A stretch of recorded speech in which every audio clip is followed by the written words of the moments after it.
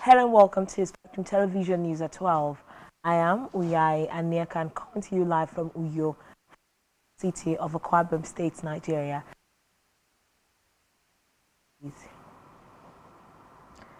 Vice President Shettima seeks improved public-private infrastructure partnership. Federal government declares state of emergency in Nigeria's health sector. Plus, Indian Prime Minister Modi condemns killing of civilians in Israel-Hamas conflict. We will bring you details of these stories and more in a moment.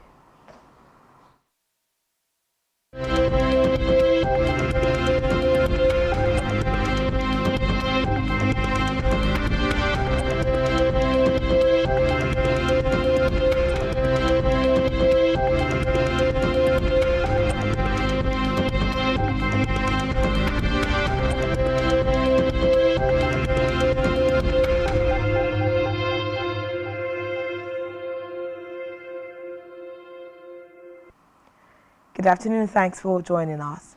We begin the news with the national scene where the Vice President Kashim Shettima has emphasized the need for improved public-private infrastructure partnership, saying it was critical to the economic growth and overall development of Nigeria. The Vice President also noted that President Bola Tinubu is set to replicate the legacies he left as governor of Lagos State at the national level for the transformation of the country. Shettima made this known in the public presentation of two books authored by Yusuf Ali San in Abuja. He said the president has unmatched experience in both brokering public-private partnership and understanding what to do in bridging the country's infrastructure gaps. Away from that, the federal government has declared a state of emergency in the country's health sector. This is being highlighted as stakeholders across the sector converge on Ekiti State for the 64th National Council on Health, where salient issues around the health sector are up for discussion. The Minister for Health and Social Welfare, Mohammed Pate, said the nation's health facilities are in bad shape, noting that there is a need for an urgent intervention. Recall that the House of Representatives had called on the federal government to declare a state of emergency in the sector and allocate significant votes to it in the 2024 budget.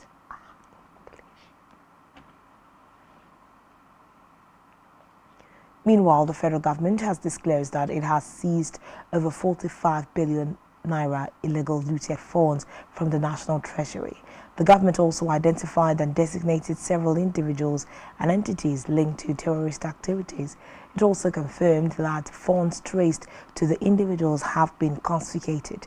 The revelation was made by the Attorney General of the Federation and Minister of Justice Lateef Fagbemi-San during the 40th Technical Commission and plenary meeting of the Intergovernmental Action Group Against Money Laundering in West Africa, GIABA, held at the State House, Abuja.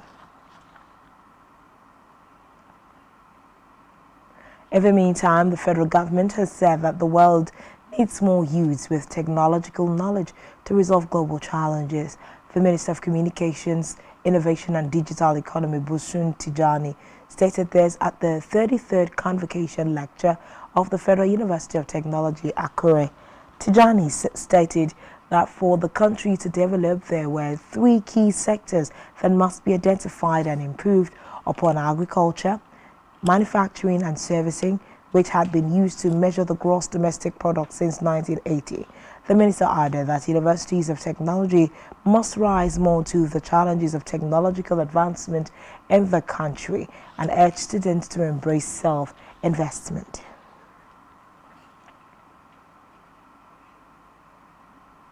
Meanwhile, the federal government has arraigned the immediate past governor of the Central Bank of Nigeria, Godwin Emefiele, on a 6-count charge bordering on alleged procurement. The original charge, which was 20 counts to the tune of 6.5 billion naira, has been reduced to 6 to the tune of 1.6 billion naira. The former CBN governor, who is the only defendant in the new charge, appeared in court today for an application for bail. pleading not guilty to the 6 counts charge after it was read to him. In the amended charge sheet, the federal government alleged that Emefiele illegally bought 43 vehicles between 2018 and 2020, worth 1.2 billion naira. He was also accused of awarding a contract for the procurement of 37 Toyota Hilux vehicles valued at 854 million naira.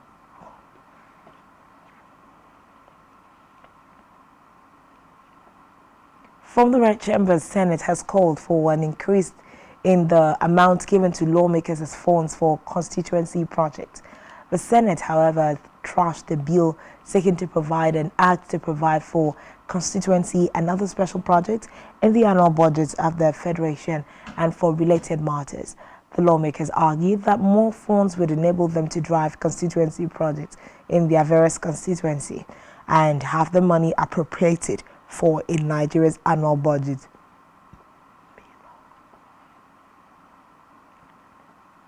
In a separate development, the chairman of the Economic and Financial Crimes Commission, EFCC, Olukoyede, has charged youths across the country to know that there are good alternatives to corruption and crimes. He urged them to channel their creative energy into positive self-drive and entrepreneurial advancement. Olukoyede gave the charge while addressing National Youth Service Corps members of Batch C Stream 1 in Rivers State. The EFCC chairman, represented by Acting Head of Public Affairs, Department of the Port Harcourt Zonal Command, August Sunday, charged youths to stay away from any acts that fails the integrity test, maintaining that youth should begin to look inward and come up with ideas, perspectives and drives that could grow the economy by taking up the challenge of fighting corrupt practices, adding that those who take shortcuts are always caught short. In another development, the Director General of the Nigerian Employers Consultative Association, NECA, Adewale Smart Oyerinde, has debunked a popular notion that there are no available jobs in the country, noting that the real problem is the lack of high-quality skills by prospective employees. Oyerinde disclosed this in Abuja at the NECA ITF Dialogue Forum and Trainees Award held in Abuja. The Director General, who decried the dearth of skilled manpower in the country, said there are so many job opportunities in Nigeria, but what is lacking is skilled manpower to fill those vacancies. He urged stakeholders to work assiduously in addressing the skills gap in Nigeria. We move now to Africa, where Zimbabwe has declared a state of emergency in the capital Harare over a cholera outbreak. The outbreak has so far killed dozens of people, with more than 7,000 suspected cases. The city authorities said the outbreak spreading throughout the city has invoked memories of a deadly outbreak in 2008 in which thousands died. The authorities plead help to contain the spread and provide safe water, noting that the aid being received is inadequate. Still in Africa, vote counting is underway in Madagascar after the first round of voting in the country's highly contested presidential elections. Reports say 10 out of the 12 opposition candidates called for citizens to boycott the vote, saying the conditions for a fair election had not been met. According to the opposition's, participation rate was at 20%, the lowest in the country's history. On the foreign scene, Indian Prime Minister Narendra Modi has condemned the killing of civilians in the ongoing Israel-Hamas war while delivering his opening remarks at a virtual inaugural session of the Second Voice of Global South Summit today. Modi also reiterated his government's condemnation of Hamas's October 7 attack on Israel and called for exercising restraint while laying emphasis on dialogue and diplomacy. The Prime Minister said India has sent humanitarian aid to the people of Palestine after speaking to Palestinian Authority President Mahmoud Abbas. He urged the countries of the Global South to unite for the greater global good. Still on the foreign scene, a whistleblower who helped expose allegations of Australian war crimes in Afghanistan, David McBride, has pleaded guilty to leaking classified information. McBride was due to face trial next week, but changed his plea after a legal ruling scuppered his defense. The whistleblower, a former military lawyer, said he felt a moral duty to speak up after his internal complaints were ignored. He pleaded guilty to 3 charges of stealing and unlawfully sharing secret military information.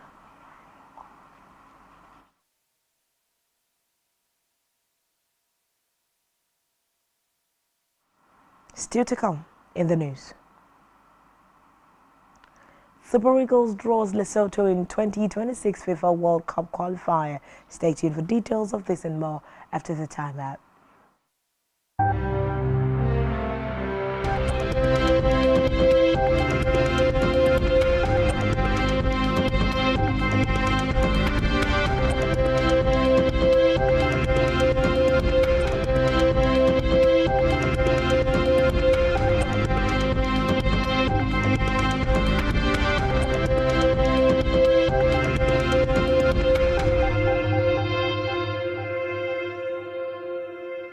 For brilliant broadcasts and entertainment, sports on the go, and news around the world, watch Spectrum TV on StarTimes DTH channel 421 and free-to-air frequency 12733.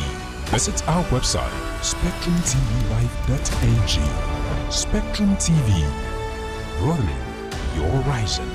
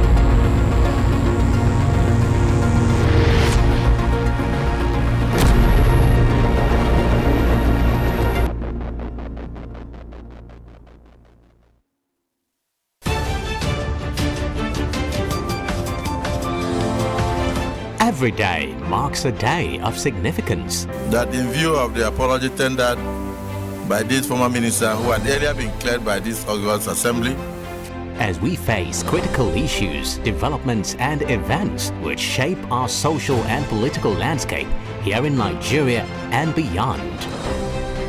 Political Spectrum is a program specially designed to help make sense of all the moving parts of developments and occurrences in our nation's polity and political economy. There is nothing wrong with Nigeria, but there's everything wrong. The educational history of public figures holds significance beyond mere biographical details. From executive, legislative and judicial developments at national and subnational levels to international diplomacy and relations. Join us for exclusive interviews with key political figures, expert opinions, analysts, thought-provoking conversations for and against, shedding light on the major issues that matter. We will always keep you updated on the most factual, smartest and unbiased reportage. Stay tuned to Political Spectrum. Political Spectrum. All sides matter at the round table. Political Spectrum. Exclusive to Spectrum Television.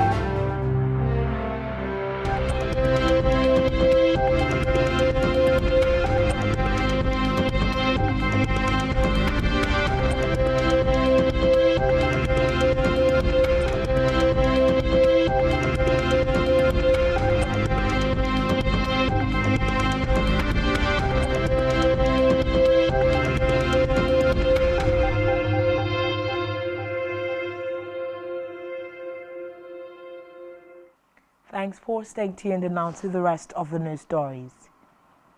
On our business news, the federal government has linked the country's foreign exchange scarcity to its low export earnings. Speaking at the 40th annual conference of the Chartered Institute of Directors in Abuja, the Minister of Finance and Coordinating Minister of Economy, Wale Edu, said government was planning to further diversify the economy.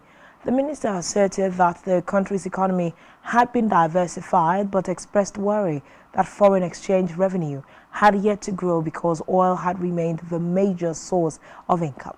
He, however, noted that the current administration was ready to provide a stable economy, adding that the country's export earnings need to be greater than import expenditure so that it would have foreign exchange earnings to stabilize the currency.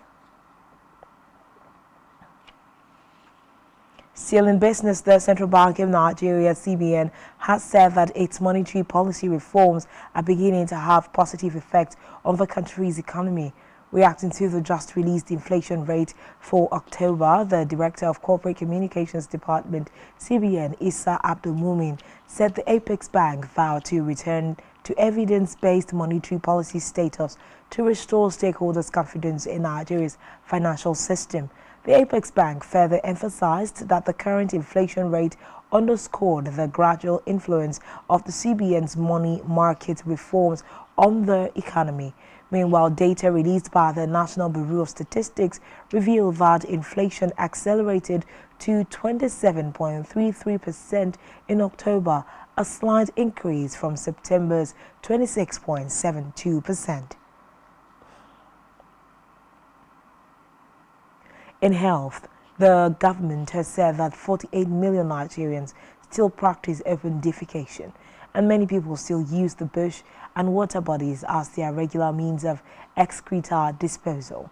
Speaking during a joint press briefing organized by the Ministry of Environment and the Ministry of Water Resources and Sanitation in commemoration of World Toilet Day in Abuja, the Minister of Environment, Balarabe Abbas, noted that many institutions do not have sanitary facilities. Abbas stressed that most urban areas do not have sewage systems and safe collection of sewage, hence disposal becomes a huge challenge. The minister also noted that sanitation crisis poses a threat to the environment and the health of citizens, adding that one of the major consequences of poor excreta and sewage disposal is the high rate of diarrhea disease, which is the second cause of high morbidity and mortality rates among children under the age of 5. World Toilet Day is commemorated on November 19 to raise awareness of the billions of people living without access to safely managed sanitation. Still in health, the Federal Capital Territory Authority, FCTA, says it is targeting 559 communities and the 6 area councils of the territory for administration of free deworming drugs for the elimination of neglected tropical diseases, NTDs. The Mandate Secretary, Health and Human Services Secretariat, FCTA, Dr. Dolakbo Fasawe, said during the launch of the 2023 Mass Administration of Medicine in Abuja that the exercise was to eliminate NTDs in the FCT.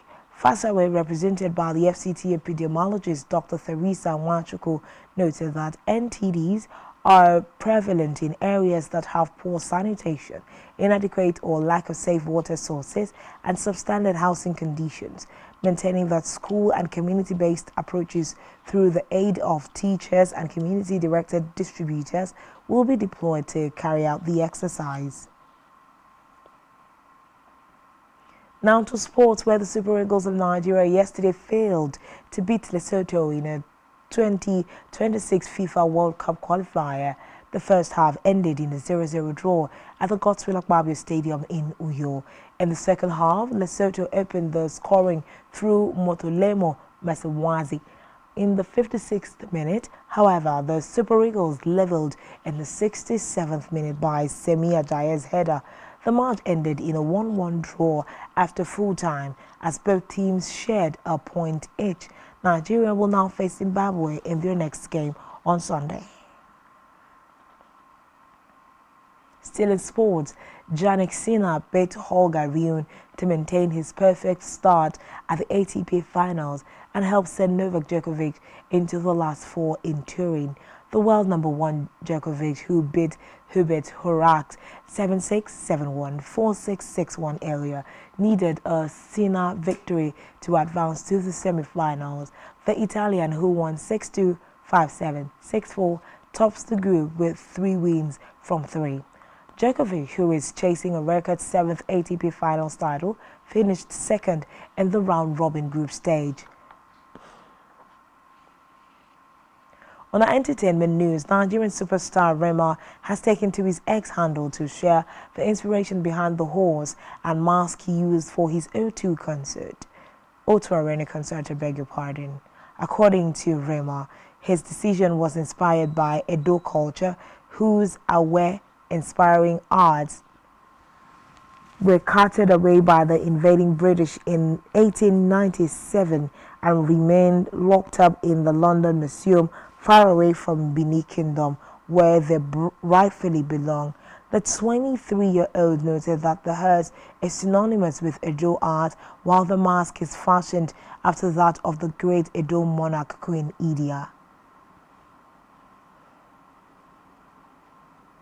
Still on entertainment, Estonian slackliner and Guinness World Record holder Jan Roos have reportedly walked on a rope from Stirling Towers to Onome Rig Marina, Lagos State. The 31-year-old, known for possessing nerves of steel, is a 3-time world champion, a holder of numerous world records, and a first athlete to execute a double backflip on the slackline. The record holder partnered with Lagos government in collaboration with the Lagos Safety Commission to capture the perfect Lagos selfie from Stirling Tower Marina, Lagos to the Onome Rig.